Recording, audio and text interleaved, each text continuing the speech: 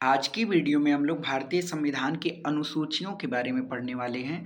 हम आपको बता दें कि भारतीय संविधान के जो मूल संविधान था उसमें कुल 8 अनुसूचियां थीं और वर्तमान में कुल 12 अनुसूचियां हैं, मतलब 4 अनुसूचियों को बढ़ाया गया है मूल संविधान में से।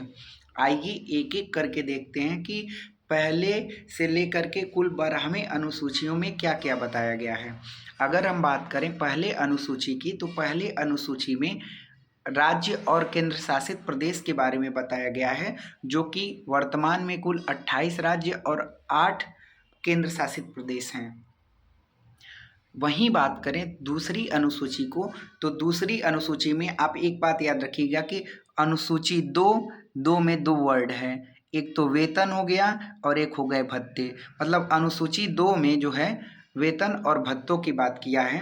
अगर बात करें अनुसूची 3 की, तो अनुसूची 3 में देखिए 3 वर्ड है शपथ में, तो ऐसे याद रखिए कि शपथ जो है वो 3 में दिया है। अनुसूची 3 में किसकी बात किया है? शपथ की बात किया है। अगले अनुसूची की बात करें तो चौथे अनुसूची में राज्यसभा की सीटों का प्रतिनिधित्व के बारे में बताया है। और यही बात करें यदि 5वें अनुसूची के बारे में, तो 5वें अनुसूची में शेड्यूल कास्ट क्षेत्र और शेड्यूल ट्राइब्स क्षेत्र के प्रशासन के बारे में बताया है।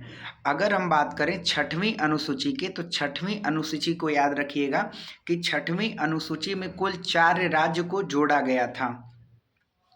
तो इसमें ट्रिक याद रखिएगा, ATMM, ए से असम, टी से त्रिपुरा, मी से मिजोरम, मी से एम से मेघालय। तो ATMM से आप याद रख सकते हैं कि किन 4 राज्यों को अनुसूची 6 में जोड़ा गया है, बताया गया है। अगला क्वेश्चन, अनुसूची 7 में अनुसूची 7 जो है सूची की बात करता है। कैसी सूची? कि संघ सूची क्या होगी, राज्य सूची क्या होगी और समवर्ती सूची क्या होगी।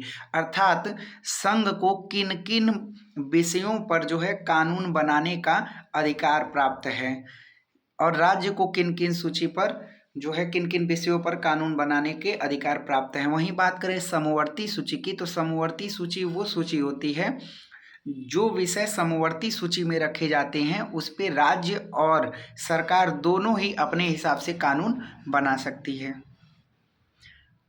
8वीं अनुसूची की बात करें तो 8वीं अनुसूची हमारा भाषा के बारे में बात करता है।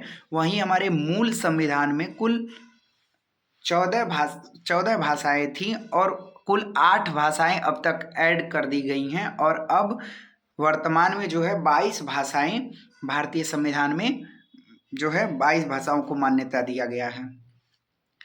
वहीं बात करें 9वीं अनुसूची, वहीं अभी हम आपको बताए थे कि मूल संविधान में कुल 8 अनुसूचियां थीं, तो ये जो 9वीं अनुसूची ऐड किया गया था वो फर्स्ट कॉन्स्टिट्यूशनल अमेंडमेंट 1951 के द्वारा ऐड किया गया था, जो भूमि सुधार से संबंधित था। इसी 9वीं अनुसूची के द्वारा फर्स्ट कॉन्स्टिट्यूशनल अमेंडमेंट 1951 के द्वारा ही जो भूमि पर पहले फंडामेंटल राइट हुआ करता था उसको फंडामेंटल राइट से हटा करके लीगल राइट बना दिया गया था। अगला अनुसूची है 10वां। तो 10वां को आप कैसे याद रखेंगे कि अनुसूची 10 को 1985 में जो है जोड़ा गया था। ये दल बदल की बात करता है, तो दल बदल की जो बात है वो अनुसूची 10 में की गई है। इसको कैसे याद रखेंगे? एक ट्रिक है कि 10 बहाने करके ले गया दिल, तो ये 10 बहाने करके ले गया दिल, मतलब दल बदल जो है वो अनुसूची 10 में है। और जब दिल लेकर के चला गया तो ये जाने के बाद एक गाना और आप सुने होंगे कि 52 गज का दामन, तो वो जो 10 बहाने करके ले गया दिल, उसके बाद ये दिल जो है 52 गज का दामन जो है थमा लिया। तो ये 52वें कॉन्स्टिट्यूशनल अमेंडमेंट के द्वारा 1985 में 10वीं अनुसूची को ऐड किया गया था, जो दल बदल कानून के बारे में बात करता है।